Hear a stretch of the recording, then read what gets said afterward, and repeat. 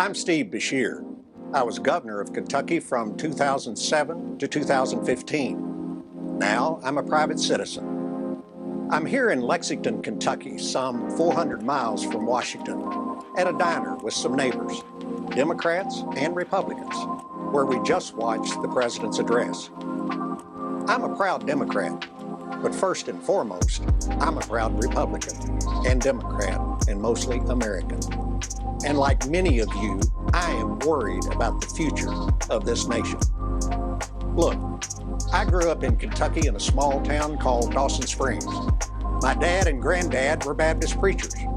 My family owned a funeral home. And my wife, Jane, and I have been married for almost 50 years. I became governor at the start of the global recession. And after 8 years, we left things a lot better than we found them. By being fiscally responsible, I even cut my own pay. We balanced our budget and turned deficits into surpluses without raising taxes. We cut our unemployment rate in half.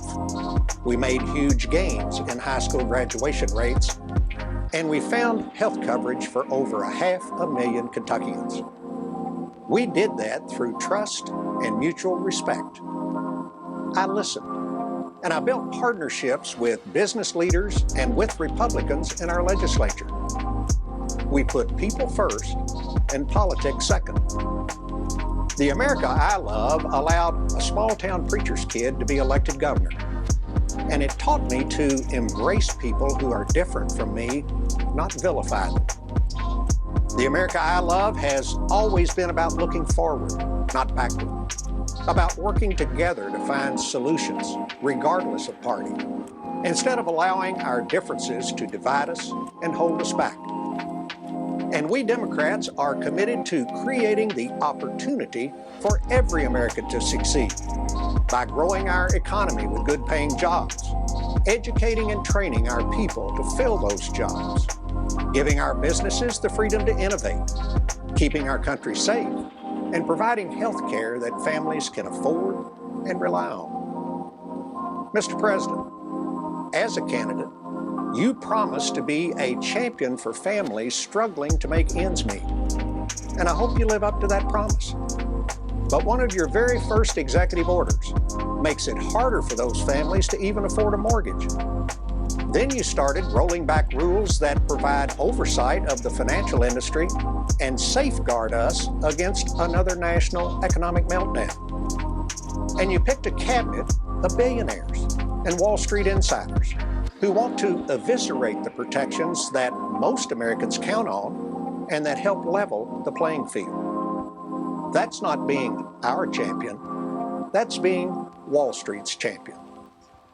And even more troubling, you and your Republican allies in Congress seem determined to rip affordable health insurance away from millions of Americans who most need it.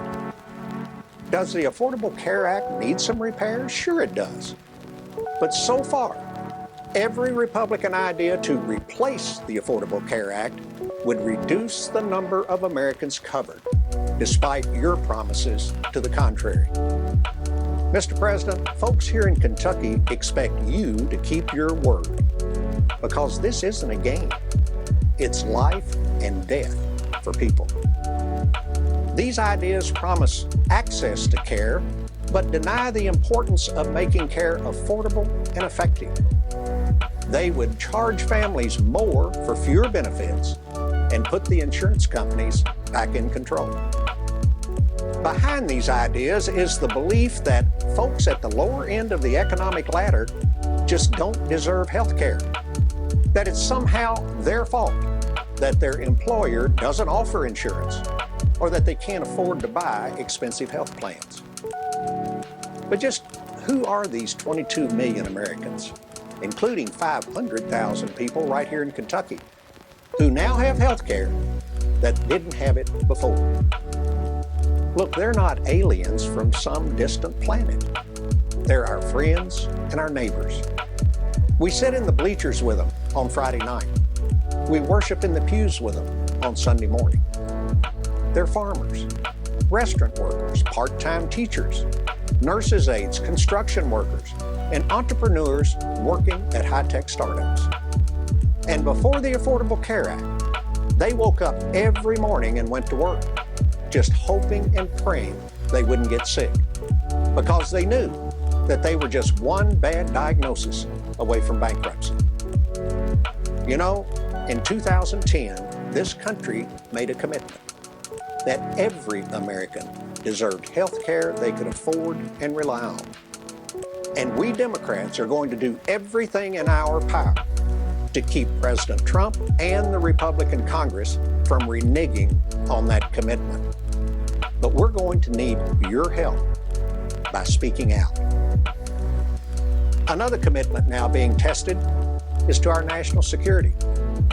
Look, make no mistake, I'm a military veteran myself, and I know that protecting America is a president's highest duty. Yet, President Trump is ignoring serious threats to our national security from Russia, who's not our friend, while alienating our allies who fought with us side by side and are our friends in a dangerous world. His approach makes us less safe and should worry every freedom-loving American. Instead, President Trump has all but declared war on refugees and immigrants. Look, the president can and should enforce our immigration laws, but we can protect America without abandoning our principles and our moral obligation to help those fleeing war and terror, without tearing families apart, and without needlessly jeopardizing our military men and women fighting overseas.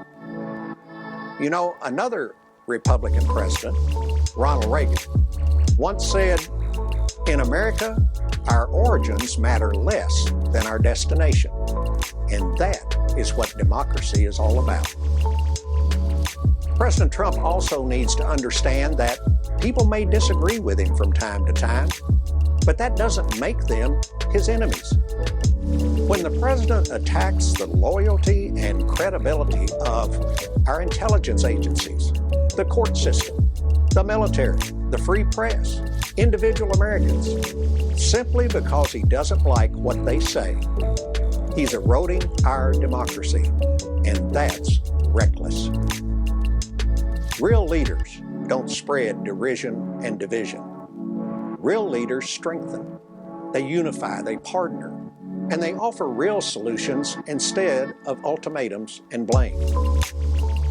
Look, I may be old-fashioned, but I still believe that dignity, compassion, honesty, and accountability are basic American values. And as a Democrat, I believe that if you work hard, you deserve the opportunity to realize the American dream, regardless of whether you're a coal miner in Kentucky, a teacher in Rhode Island, an auto worker in Detroit, or a software engineer in San Antonio.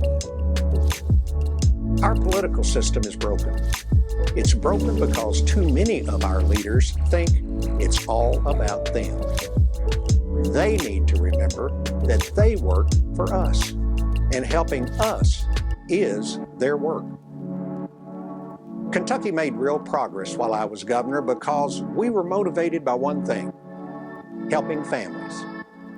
Democrats are trying to bring that same focus back to Washington, D.C.